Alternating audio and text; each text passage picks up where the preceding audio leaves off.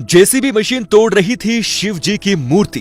तभी हुआ कुछ ऐसा कि भोलेनाथ ने दिखा दिए दिन में ही तारे। जी हां दोस्तों, ये वीडियो आज सच्ची घटना पर आधारित है। दोस्तों, ये घटना ज्यादा पुरानी नहीं है। दरअसल एक जगह पर सरकार द्वारा लगातार काम करवाया जा रहा था, जहां जेसीबी मशीन द्वारा खुदाई की जा रही थी। लगातार 2 दिनों से जेसीबी मशीन खुदाई कर रही थी, लेकिन आखिर किसने सोचा था कि भगवान शिव का नाम जेसीबी मशीन के अंदर पंजर ढीले कर देगा। खुदाई के दौरान कई क्विंटल मिट्टी बाहर निकाली जा रही थी, लेकिन उसी वक्त जेसीबी के ड्राइवर ने एक नाग को खुदाई वाली जगह पर देखा। उसने नाग की वजह से खुदाई का काम कुछ वक्त के लिए रोक दिया और वो उसे वहां से भगाने लगे। काफी कोशिशों के बावजूद वो उस नाग को बाहर नहीं निकाल पाए। प्रशासन, सरकार सभी सकते में थे कि आखिर ये नाग जा क्यों नहीं रहा बाहर। जैसे जैसे करके जब उस नाग को हटाया गया, उसके बाद जेसीबी मशीन फिर से चालू हो चुकी थी और फिर वो लगातार खुदाई करने लगे।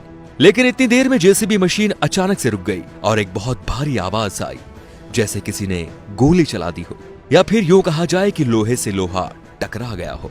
जैसे ही जेसीबी के ड्राइवर ने अपनी मशीन रोकी, उसने देखा कि मिट्टी के बीचों बीच एक चीज लगातार चमक मार रही है। फिर क्या, उसने इस बात के बारे में अपने से बड़े अफसर को सूचित किया और सबने उसे महज एक छोटी सी चीज समझकर खुदाई करना दोबारा शुरू कर दिया। आधे घंटे के अंदर ही जेसीबी मशीन में खराबी हो गई।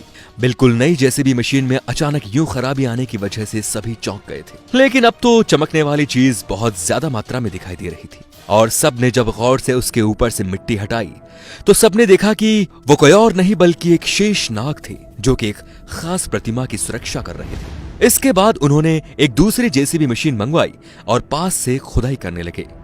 जैसे जैसे खुदाई होती गई, वैसे वैसे सबके होश फाख्ता होते गए।